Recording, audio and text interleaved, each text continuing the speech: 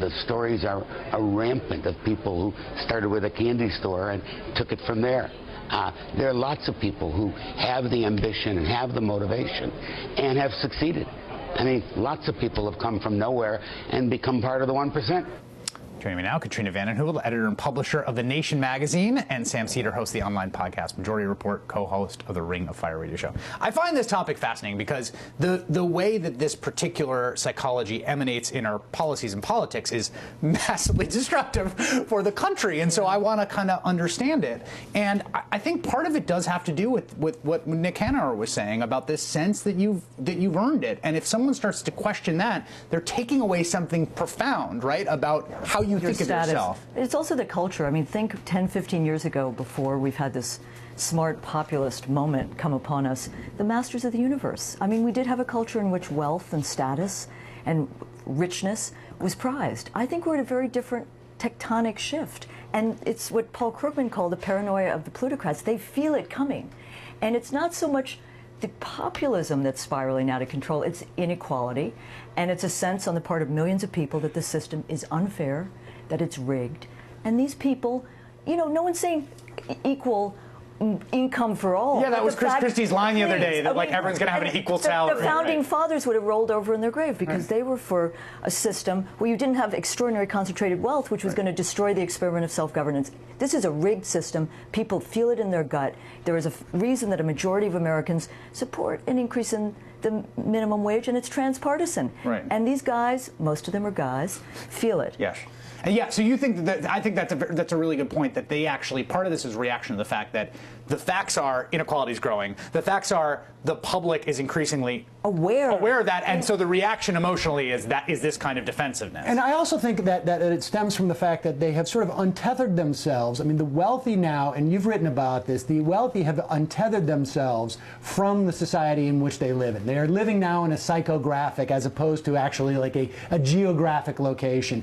And I think to a certain extent... Wait, explain what that means. Well, I mean, I think they're traveling in circles of other wealthy people. They are not, you know, I heard a story once about Bob Rubin riding in a town car going somewhere in New York City, calling the assistant, the deputy mayor, complaining about traffic, but not knowing where he was in the city. And this, by the way, this is going on. That, I think, is what the story is. They're untethered from society. They don't want to give back, and thus they cannot say that they've gotten benefit from society, and that's why. But we need to tether them back. And I also want to speak to Nick Hanauer for a moment. Nick Hanauer, as you spoke of, was in Washington the other day with a group called Patriotic Millionaires or Smart Capitalists.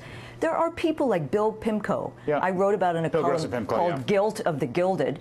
I mean, Bill Gross, of Pimco, the global investment manager, says to his colleagues, you better just welcome what you have, and we better start taxing wealth higher than work. And so there are people speaking out, and my view in our society is when the elites divide, I believe in social movements, and we need a social movement for shared prosperity, but when the elites divide and you have a countervailing force to the ugliness of the Sam Zells, the Wilbur Rosses, you could see a more enlightened politics. Franklin Delano Roosevelt was not exactly from the hovels of America. No, he wasn't.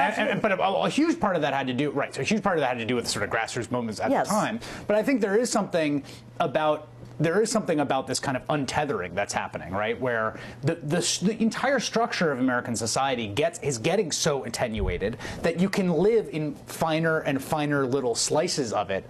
And that's what was so striking to me about the Tim Armstrong comment, was like, he wasn't trying to be a jerk. Right. He really wasn't trying to be a jerk. He was just trying to say, hey, look, I think he was actually trying to say, hey, look, we're good people. Of course we're going to pay for this because that's what we do for our employees. But it's like, not understanding what that would mean. And I think what's really problematic is you can find cranks like that really in any walk of life. You just hear about them more when they're extremely wealthy or they're running a company.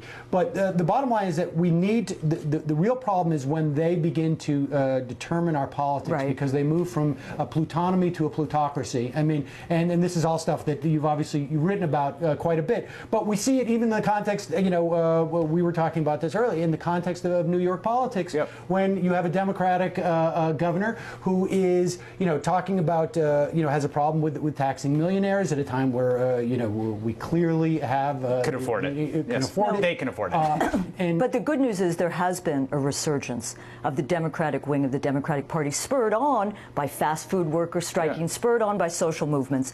And I think, we talked earlier about the plutocrats. They feel it in their bones, and they know that they've never had the moment of accountability because President Obama, what's he done? They have never had the moment of accountability. But here's the craziest thing. The craziest thing is that if you are, I never stop shocking me, but if you're running for office, you talk to those folks of all political stripes all the time. It's all you do is call up rich people and talk to them. But here's the thing. We need public financing. People's eyes may glaze over. But until we have public financing, we are not going to be able to unravel the rigged system because the rules are built for the wealthiest. And not the wealthiest. I mean, there are so many wealthy people in this country who vote against their self-interest, work against their self-interest because they want to have economic justice and social justice, and all power to them. But most of them writing the rules want a country that is not of, by, for the people, but of the corporations. I'm a firm believer that the most insidious aspect of the current financing system is social as much as structural,